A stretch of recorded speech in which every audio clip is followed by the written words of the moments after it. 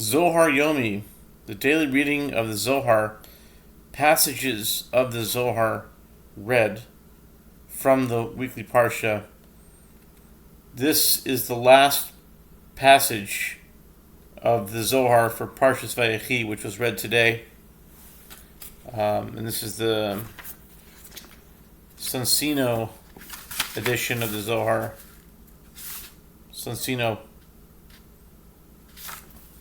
The last passage of the Zohar Vayechi is found in the Zohar on page 251a.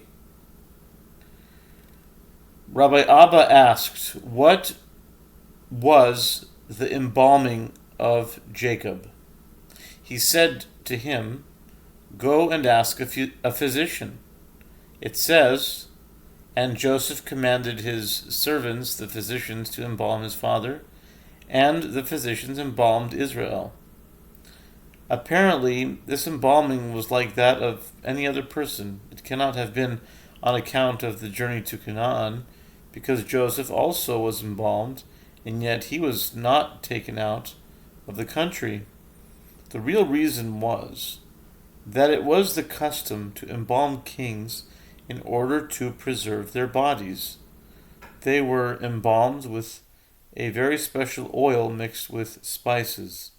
This was rubbed on them day after day for 40 days. After that, the body could last for a very long time. For the heir of the land of Canaan and of the land of Egypt corrupts the body.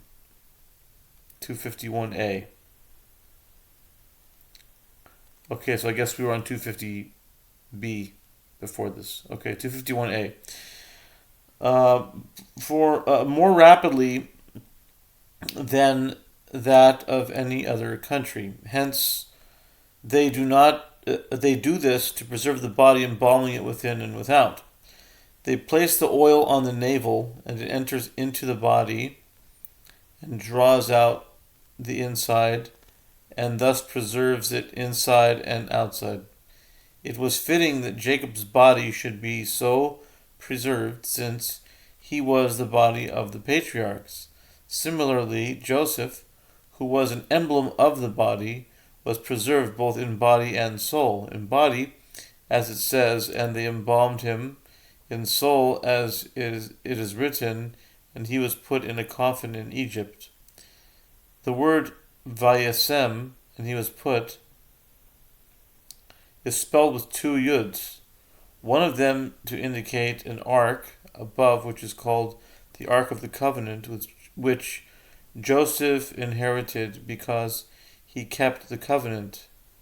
There is also another hint in this expression, to wit, that although he died on a foreign soil, his soul was united with the Shekhinah, the reason being that he was righteous, and every righteous one inherits the celestial Holy Land, as it is written, "And thy people are all righteous.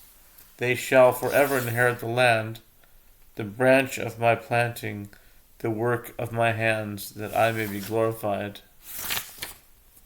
Isaiah